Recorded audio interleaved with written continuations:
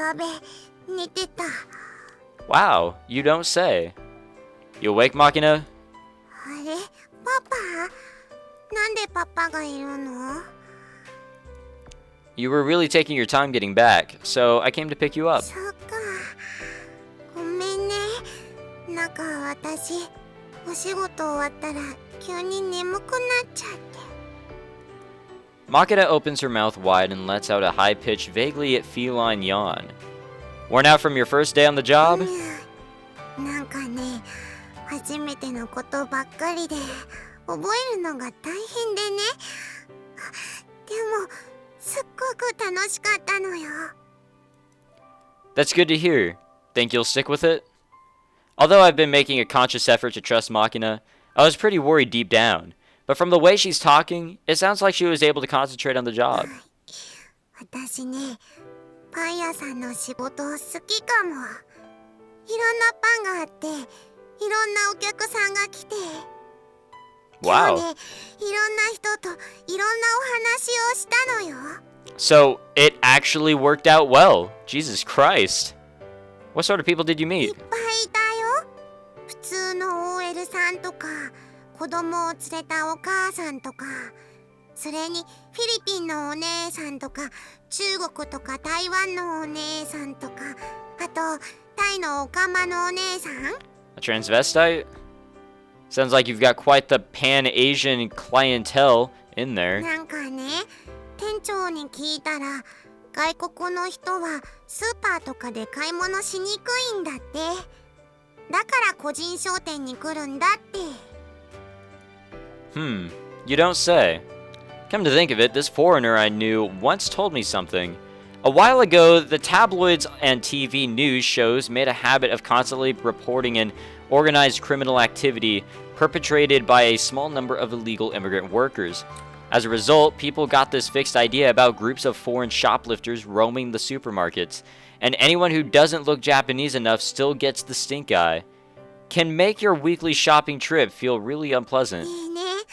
お仕事いっぱい頑張ったからって、店長さんにメロンパンいっぱいもらったのよさ。 The paper sack Makina is clutching in her arms is packed full of pastries. Judging from the intense sweet fragrance wafting, maybe, I don't know, from the buns, they're still hot from the お oven. 腹が空いたから帰りに食べようかと思ったんだけどね。どうせならみんなで食べようと思って。パパとかアマネとかユミちゃんにチルチルにサッチンにチズチズ、いつもお世話になってる人にね、いつもありがとうってメロンパン食べてって言おうと思って。 Well, it's a kind gesture for sure. でも帰る途中でどうしても眠くなっちゃって寝ちゃった。私ね、いつもみんなにはありがとうって感謝してるのよ。でもね、 Oops. 今日それが分かった気がするのよさ。 She's speaking so damn slow, I just... Ah! 一生懸命頑張って、これが私の頑張った結果なんだよってメロンパンを食べてもらえばきっと気持ち伝わるよね。お礼の気持ちって、感謝の気持ちってきっとこういうことなんだろうなって初めて分かった気がするのね。それがね、今日一番嬉しかったこと。 You know, I got my first job last year, late-ish October. It was like the second half of October. And, you know, it really changed my perspective on, like, pretty much everything. You know, I was, growing up and everything, and it made me realize, how grateful I am to my parents, my family. So, in all honesty, after being able to work, I actually gave back to my parents, and come Christmas, I actually got them gifts for the first time. I actually went out and got them stuff to basically state my gratitude for them and for, being there for me throughout my, still very young life. So, I can understand where Makina is coming from. I see. You did good, Makina. I'm sure they'll be happy. Like always, I drop a hand on the Makina's head and scratch vigorously, only to discover that her hair is moist with perspiration. Although it's gotten a little cooler now that the sun's sinking, napping outside on the summer day probably had something to do with it. But when I think of it as sweet the girl... as sweet the... or as... wait, what? Sweet? I don't know what I'm reading, but when I think of it as sweat the girl shed. Okay, there we go. Finally got it. It took me about 30 seconds. Shed in her labors. For some reason, there's a tight feeling in my chest. She really did do her best. As the thought runs through my mind with a new ring of conviction, I look down to find Makina's head nodding back and forth unsteadily. ダメだ。すごい眠いのよ。 And back to my stories. When I first started working, it was a completely different experience for me. So I also felt a lot of fatigue and just really, I felt tired all the time, exhausted. It's a tough transition for sure, especially when you've never worked before. That's all right. You can sleep. But can you get on my back first? I'll carry you to the dorm. ありがとう、パパ。 As the street fills with the pinkish glow of sunset and the cries of cicadas, I take the bag of melon buns from Makina's hands, then help her onto my back. Her body small, light, and ridiculously warm as always. I can already feel my back growing damp with sweat. The girl's fast asleep before I can take a single step. She breathes through her nose steadily and quietly. Every exhalation, sure, why not, tickling the nape of my neck. This habit of dozing off anywhere and any time is, as Amine puts it, probably a mild case of narco whatever. But it's not anything that unusual for me, since my big sister was just as abrupt a sleeper. I think Makina is fundamentally pretty similar to her in this respect, actually. My sister's brain ran on a higher... I'm sorry, I'm struggling to speak. Okay, start over. My sister's brain ran on a higher octane fuel than most people's, but the mileage wasn't great. Sometimes she'd sleep more than 12 hours in a single day. And other times, I'd look over after a brief pause in a conversation to find she's not off, after which she'd wake up only a minute or two later. The only major point of difference is that she would nod off at fixed times every day. Makina is a lot less predictable, requiring much more careful attention. Anyway, from what my sister told me when I was young, the heavy sleeping was necessary so that her unconscious mind could process the large amounts of information she absorbed while awake. In other words, nothing to get too worried about. Whoops. Shifting the melon buns to a precarious one-arm grip, I reach around to halt Makina's limp side around my back. After pushing her firmly onto my shoulders, I resume my slow, gentle walk back to the dorm, careful not to wake my passenger. And just a few minutes later, I think. When I return to the dorm, Makina still clinging to my back, Amine comes out to meet us with undisguised relief on her face. I'm failing. And for some reason, all of our other classmates are waiting in the lobby as well. Michiru, a vaguely crabby expression on her face, peers over my shoulder at Makina, asks, so she fell asleep after all, in a sarcastic tone. Then proceeds to poke at the girl's flabby little cheeks, mumble what a hopeless kid, and break into a smile. As for Sachi, she begins by offering me a polite bow and thanks for my efforts, then carefully removes Makina's boots one at a time and puts them away in the shoe rack at the side of the door.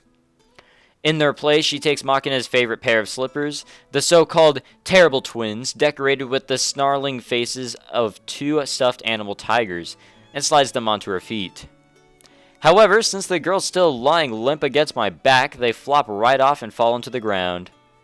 Sachi picks them up and puts them back on, not that it works any better than the second or third time, clumsily earnest as always. Maybe someday she'll figure out that brute force repetition doesn't compensate for a lack of strategy. Lastly, there's Sakaki, her initially convincing show of indifference belied by a momentary glance away from the paperback in her hand. Once her eyes find Makina sleeping on my back, she snorts softly and returns her glance to my book, or to the book. I don't know why I read my. Or how I read my. I think it's safe to say she was fairly concerned about Makina, too. In her way. It's about 10 minutes after this little scene when the girl finally wakes up. Her eyes blink open in my bed. Wait, what? Her eyes blink open in my bed. Alright. Where I toss her soundly slumbering body as a temporary measure. And I quickly find the large sack of melon buns sitting next to her pillow. Squirming around on the bed, she grabs the bag and scampers off to distribute them to the other residents of the dorm. Amane and Sachi express their heartfelt thanks in voices choked with tears. Michiru offers, "Well, I don't dislike melon buns," managing to convey sincere gratitude despite the standard veneer, that's how you pronounce that, right? Veneer of arrogance. Even Sakaki softly closes her book with a quiet "I see," stares Makina straight in the face, says, "I'll accept that gratefully then," and proceeds to dig into the pastry right then and there. I'm honestly a little surprised at first, but come to think of it, I guess that's sort of her style. In summary, Makina's first day of part-time work, the subject of so much angst and anxiety, has come to a peaceful conclusion.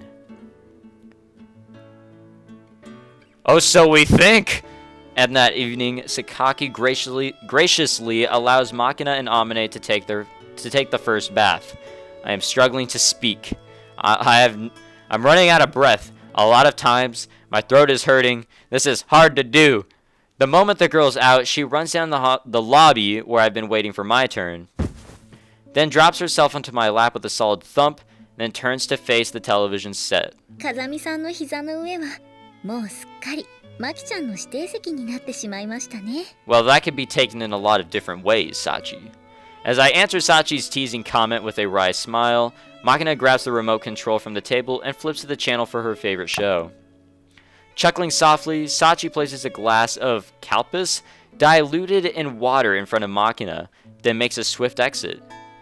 Probably gone off to tidy off the mess Makina made in the bath before Sakaki takes her turn. The girl really is quite the attentive servant. Just as Sachi's disappearing up the stairs, Amane enters the lobby in the process of removing her apron. なんかさ、そうしてると本当の親子みたいよ。 Thanks, dude. For her part, the way Amane's striking up conversation with freshly washed tableware in her hands is also oddly domestic. She is the very image of a housewife. Do I look that old? Let's go with siblings instead. なんつうの、妙に老成しているあんたと年齢の割に育ちの悪いマキナ。その辺のギャップが原因じゃないかな。 With this pronouncement, Amane heads back to her room with the stack of clean plates. Who are you calling crotchety, punk?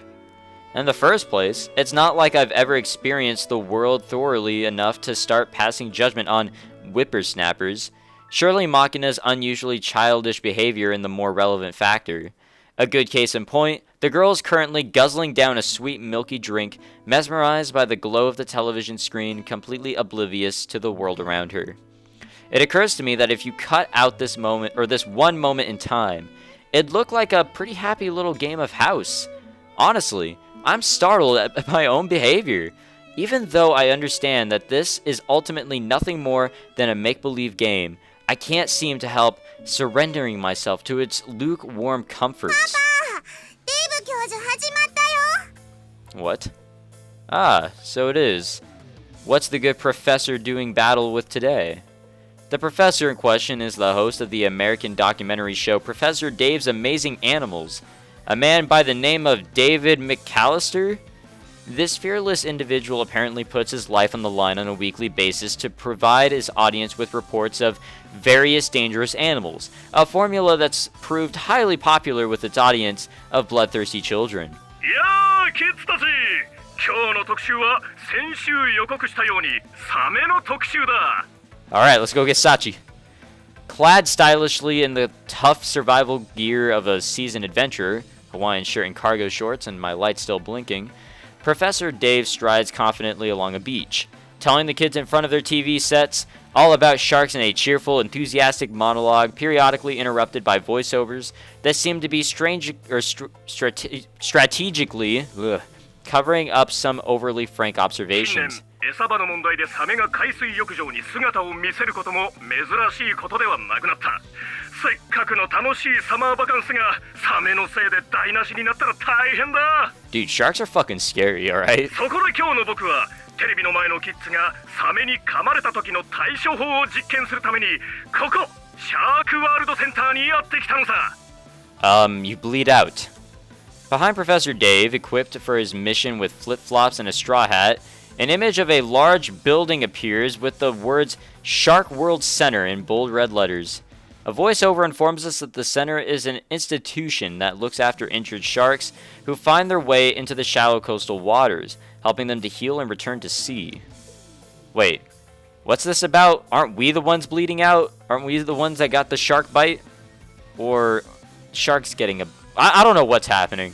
Soon the scene switches to Dave peering down into a massive water tank, where a great white shark that appears to be a good 5 meters in length quietly glides to and fro. どうだい？これがホウジロザメだ。でかいだろう。よし、それじゃあ早速噛まれてみよう。Yeah. And as always, Professor Dave starts saying some crazy shit. Every time I watch this show, I end up thinking, isn't anyone gonna stop this guy?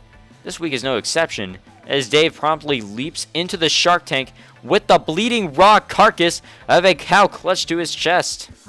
デイブすげえ、超すげえよデイブ。あれは真似できないのよさ。